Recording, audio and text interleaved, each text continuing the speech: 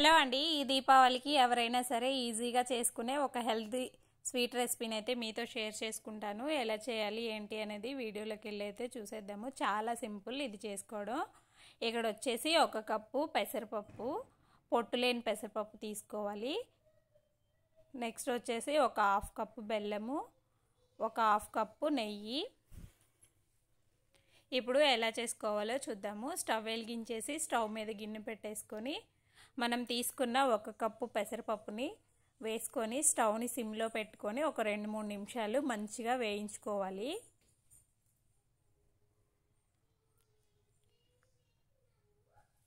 ఇలా దగ్గరే ఉండి కదుపుకుంటూ పెసరపప్పు మంచి స్మెల్, మంచి కలర్ వచ్చేలాగా వేయించుకోవాలి.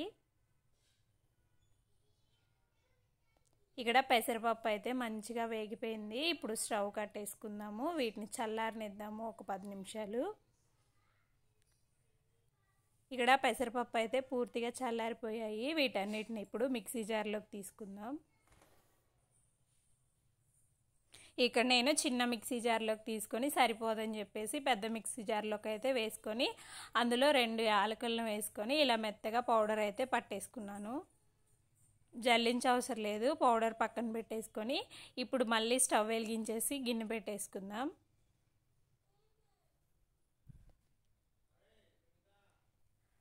స్టవ్ వెలిగించేసి గిన్నె పెట్టేసుకొని అందులో మనం తీసుకున్న 1/2 కప్పు బెల్లం వేసేసుకొని 3/4 కప్పు వరకు వాటర్ అయితే పోసేసుకుందాము.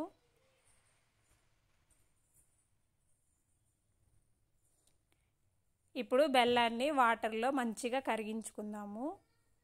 పాకం ఏం అవసరం లేదు, బెల్లం మొత్తం కరిగితే చాలు. ఇలా బెల్లం మొత్తం కరిగిన తర్వాత మీరు తీసుకున్న బెల్లంలో ఏమన్నా నలకలు ఉంటే ఫిల్టర్ చేసేసుకోండి. ఇక్కడ ఇందులో అయితే ఏం లేవు, అందుకని నేనైతే ఫిల్టర్ చేయట్లేదు.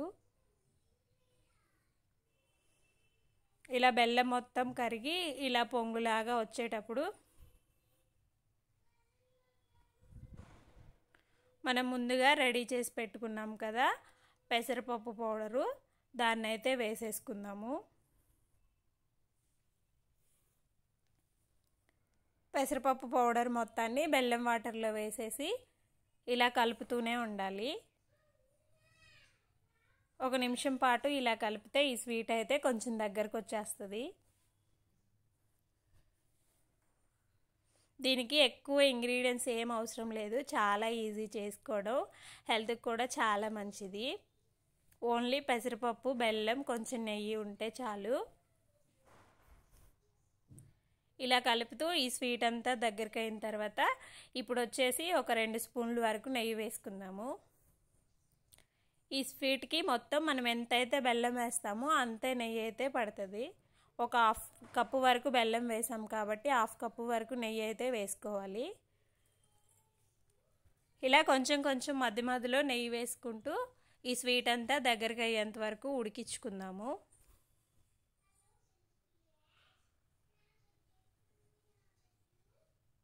మనం వేసిన నెయ్యి అంతా పీల్చేసుకుంది కదా, ఇప్పుడు ఇంకొంచెం నెయ్యి అయితే వేసుకుందాం.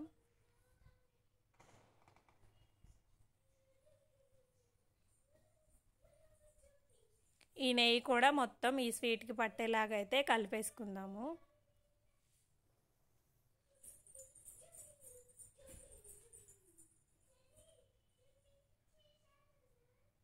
ఇలా కలుపుతూ ఉంటే స్వీట్ అయితే బాగా దగ్గరకు వచ్చేస్తుంది. ఇప్పుడు ఇంకొంచెం నెయ్యి అయితే వేసుకుందాము.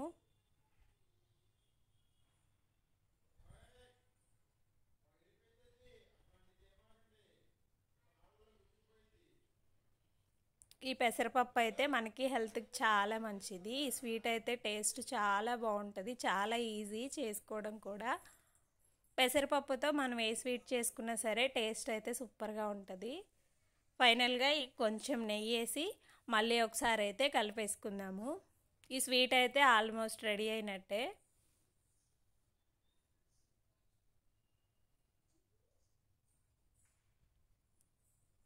ఇప్పుడు స్టవ్ కట్టేసుకొని ఒక గిన్నెని తీసుకొని అందులో కొంచెం నెయ్యి వేసి గిన్నె మొత్తానికి ఇలా నెయ్యి అయితే అప్లై చేసుకుందాం. తర్వాత వచ్చేసి మనం రెడీ చేసుకున్న స్వీట్ మొత్తాన్ని గిన్నెలోకి అయితే వేసేసుకుందాము. ఇలా నెయ్యి రాసి పెట్టుకున్న గిన్నెలోకి వేసుకొని మొత్తాన్ని సమంగా చేసేసుకుందాం. ఇలా గరిటతో కానీ లేదా ఒక గిన్నెకి కొంచెం నెయ్యి అప్లై చేసి గిన్నెతో కానీ మొత్తం ఇలా సమంగా చేసేసుకోవాలి.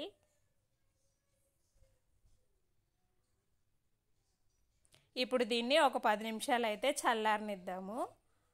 10 నిమిషాలు చల్లారిన తర్వాత సన్నగా కట్ చేసి పెట్టుకున్న జీడిపప్పు, బాదం పప్పు అయితే వేసేసి ఇప్పుడు దీన్ని వచ్చేసి కట్ చేసుకుందాము. ఇక నేను ఒక మిస్టేక్ చేశాను, ప్లేట్లోకి తీసి కట్ చేయాల్సింది, కానీ గిన్నెలోనే కట్ చేయటం వల్ల పీసెస్ అయితే అంత కరెక్ట్గా అయితే రాలేదు, కానీ టేస్ట్ మాత్రం సూపర్గా ఉంది.